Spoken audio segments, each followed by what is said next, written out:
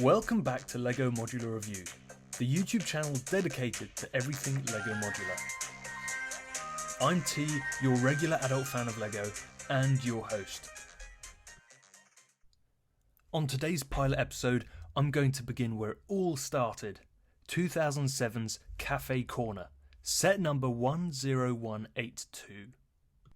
The very first modular building, available to the public from Wednesday 24th of October 2007, only days after I turned 7 actually. Sadly, just over 2 years later they took it back off shelves, making it one of the shortest shelf life official modulars ever. Comprised of 3 floors, it set the tone for all future modulars. However, the floors are fixed by only a single stud each, meaning they all jiggle around a bit when you move the building around. Speaking of the floors, the interior is massively lackluster. It's actually completely empty. Back then, I suppose the thinking was, the fans can make their own interiors and make their set their own. But LEGO soon changed their thoughts on that tactic. There is one banister on the top floor though. The middle floor is empty too, other than a staircase. And finally, the bottom floor, not even tiled. Although I like that the entrance to the hotel is walled off. There's that angled facade making an appearance. We'll talk about that more later. There is one saving grace for the bottom floor though, a really cool opening brick-built door. Look at it from the exterior. Smooth. It is, however, made redundant since there is an entrance on the corner. Made with the old door element, it'll soon be phased out. And finally, a third door at the hotel staircase entrance, again with that old door element. Back to the set. I am a traditionalist and think it fits particularly nicely when displayed next to Market Street and Greengrocer, the second and third LEGO modulars released. Before we dive into the architectural prowess of the build, let's tackle some stats. Café Corner has 2,056 pieces, just shy of the average piece count of 2,558 pieces per official modular. Then again, the lack of an interior is probably the reason for this shortfall. It hardly stands tall at only 36.3 centimetres or 14.29 inches. It sits nicely next to other sets in the lineup. And weighing only 1.8 kilograms or 4.13 pounds, it's relatively light. Again, that lack of interior making an impact. Now on to the money business. It retailed for £88.09. What a bloody bargain. For a full-sized modular, it's a steal. Granted, inflation has made LEGO more expensive, but even adjusted for it, it would only cost £140 or so today, a far cry from the £200 price tag we normally see on modulars now. But, as the first of its kind and with that early retirement, Café Corner is notoriously known for its insane secondary market price tag. As of recording, a brand new still in box Café Corner will set you back £2,200. Or, if the smell of freshly opened LEGO bags isn't worth £1,000 to you, you can get a second-hand set for £900. Then again, with a little negotiation on eBay, you might be able to grab a bargain. I picked mine up with a box and instructions for £685 back in May of 2021. Expensive? Absolutely. But I'm glad I tried my luck, since it saved me a few £100. Back to the set.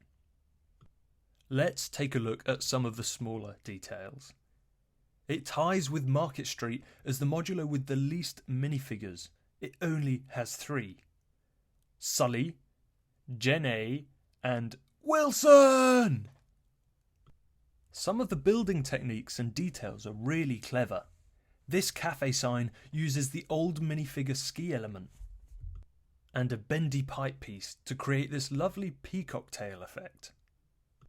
The hotel sign might look unassuming, but there's a cool technique used to make the L at the bottom.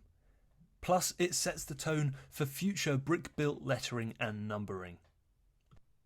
This bell tower at the top of the build is excellently built. With the limited brick selection available back in 2007, to get such a 45-degree angle working this well is pretty impressive. I also love the use of grey parrots as gargoyle-esque details. Whilst on the use of animals for details, of course they managed to weave the frog element into this set, a recurring theme throughout so many other LEGO sets. It'll crop back up in future videos, more than once too. The second floor windows aren't half bad either. Nowadays, LEGO always uses that same 2x3 window element with the clear window insert. Here, they used 2 panel pieces facing each other. This technique comes up again in the future modulars. But back to this front facade, I'm still impressed by the 45-degree angle. Done with the little 2x2 turntable pieces, it works remarkably well. The best technique by far is this barely legal arch. These slope elements are pressed into the underside of the arch and have a flexible hose pipe supporting them. Pretty neat, and makes for a cool result, but I've never seen it again in a set. Something tells me LEGO didn't love how ambiguously legal the technique was. Oh, check it out! A cute little bench, the first of many to come in the modular lineup. To the box, I miss this classic Creator Expert style box. So nostalgic. For whatever reason, the boxes were always the same thickness, much thinner than modern day boxes. They were taller and wider, but thinner. The rear of the box is questionable though, spurring fans to buy multiple of the set and stack them up, as if we're made of money. Although I do love the custom built street idea. Encouraging fans to build their own custom modulars at home. As the first modular building, it was important that they set the tone. The other side of the box displays that awesome hotel sign. The bottom shows off the minifigures and some cool bricks included in the set. There are those frogs and parrots again. And finally, the top, with the part list. For those of you who haven't had the good fortune of owning one of the older Creator Expert sets, they used to have a part list on the top of the box. Not too sure why, but I kind of liked it. I'd be examining it on the car journey home from the LEGO store after buying these as a kid. Lastly, whilst on the box, for some reason it opened up like this. Again, they stopped that pretty soon, and it makes it really hard to flat pack for storage. It means I've had to store this box and the Market Street box in separate boxes. Very space inefficient, but who can risk not storing these bad boys properly? The set, without box and instructions, is worth a lot less. Probably out of fear that someone just bought the pieces on Bricklink and is trying to sell it off as the original.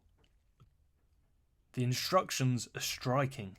2 separate booklets, common for these older sets, but they're both really thin.